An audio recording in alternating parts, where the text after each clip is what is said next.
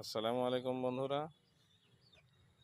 আজকে কয়েকদিন থেকে আমার এখানে বৃষ্টি, তাই আমার ছাগলগুলোকে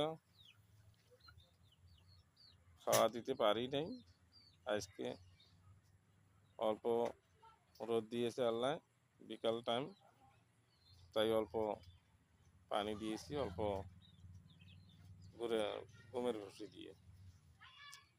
তো বন্ধুরা, দয়া এবং মায়া করে আমার এই নতুন ইউটিউব চ্যানেলটা ইসলামিক গড ফার্ম সাবস্ক্রাইব করবেন, লাইক করবেন এবং শেয়ার করবেন, আর আমার সাথে থাকবেন, যাতে আমি আপনাদের দোয়া আশীর্বাদে আগুয়ে যেতে পারি।